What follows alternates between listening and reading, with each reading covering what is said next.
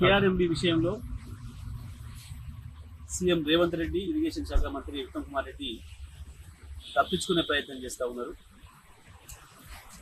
గుమ్మడికాయ దొంగలంటే భుజాలు జరుగుతున్న పద్ధతుల్లో కేసీఆర్ పైన దాడి చేసి తప్పించుకోవచ్చనే ఒక ముఖ్య ప్రయత్నం చేస్తూ ఉన్నారు. కేసీఆర్ గారికి మాట్లాడలేదు, దానిపైన బయటికి రాలేదు.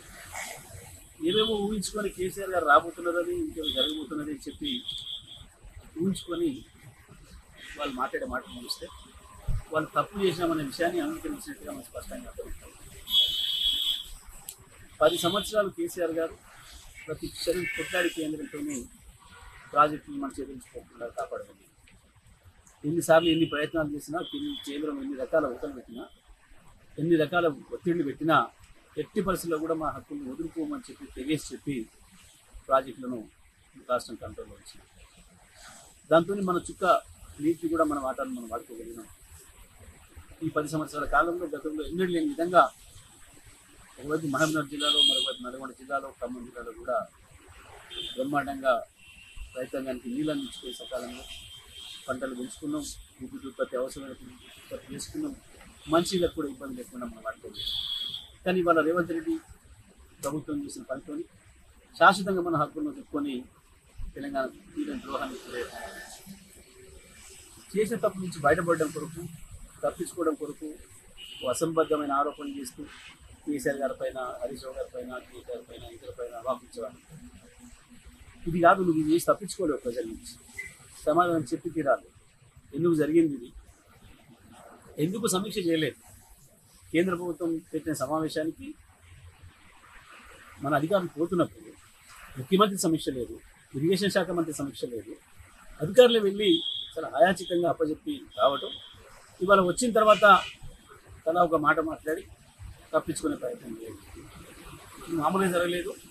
రేవంత్ రెడ్డి కేంద్రంతో ఏదో లోపాయకారి ఒప్పందం చేసుకునే ఇంకెక్కడో లబ్ధి పొందడం కొరకే ఇవాళ రాష్ట్ర ప్రయోజనాలని, తెలంగాణ రైతాంగ ప్రయోజనాలని తీసుకుపోయి తాకట్టు పెట్టింది ఢిల్లీకి.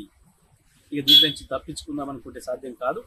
తప్పకుండా అన్ని వేదికలపైన, అది అసెంబ్లీ కావచ్చు, పార్లమెంట్ కావచ్చు, ఇక్కడ కావచ్చు, అన్ని వేదికలపైన నేను ఎండగడతాం. తెలంగాణ ప్రజల తరఫున కొట్లాడతాం. తెలంగాణ ప్రజల కొరకు కొట్లాడగలిగిన నాయకుడు కేసీఆర్ మాత్రమే. తెలంగాణ ఆత్మ కేసీఆర్ మాత్రమే. తెలంగాణ హక్కుని నిలబెట్టగలిగింది బీఆర్ఎస్ మాత్రమే, గులాబీ జెండా మాత్రమే తప్ప ఇద్దరు జాతీయ పార్టీలు కూడా తెలంగాణ ద్రోహం చేసిన వాళ్ళే బీజేపీ, కాంగ్రెస్లు. ఇవాళ 2 రూపాయకారి ఒప్పందంలో భాగంగానే ఇది జరిగింది. మన ప్రాజెక్టులన్నీ తీసుకుపోయి కేఆర్ఎంకి అప్పచెప్పి మన జుట్టు కేంద్రం చెప్పి ఇచ్చిండ్రు. ఇవాళ రేపు తమాషా చూస్తారు. మొత్తం తెలంగాణ రైతాంగం, కృష్ణా జలాల రైతులు మీద ఆధారపడ్డ రైతాంగం అంతా చాలా దారుణమైన దూకుడు గురి కాబోతుంది. మంచినీళ్ళకు కూడా సమస్య ఎదురు కాబోతుంది. ఈ 5 జిల్లాలలో మంచినీళ్ళకు కూడా మనం కృష్ణా నదిపైన ఆధారపడి ఉన్నాం. మనం మంచినీళ్ళు తాగాలంటే కూడా కేంద్రం అనుమతి తీసుకోవాల్సిన పరిస్థితి మనకు రాబోతుంది. కేంద్రం చేతిలోకి ఒక్కసారి పోతే ఎంత దుర్మార్గంగా ఉంటుందో పరిపాలన మనకు తెలుసు. రాష్ట్రం ఏర్పడ్డ నాడు ఒక్క సంతకంతో ఐపీఎస్, ఐఏఎస్ ఆఫీసర్ని ఇవ్వాల్సిన ప్రధానమంత్రి 9 నెలలు కూడా సంతకం పెట్టకుండా రాష్ట్రం పరిపాలనకు ఇబ్బంది పెట్టారు. అంతేందుకు ఇవాళ కృష్ణా జలాలను మా వాటా తేల్చండి అని చెప్పి 2 రాష్ట్రాలు కూడా అడిగి ట్రిబ్యునల్కి అప్పచెప్పండి అని అంటే 9.5 సంవత్సరాలు పట్టాయి. అటువంటి ఇవాళ ఒక్కసారి ప్రాజెక్టు వాళ్ళు చేసిన తర్వాత మన పరిస్థితి ఏమవుతుందో ఊహించుకోవడానికి చాలా భయంకరంగా ఉంది.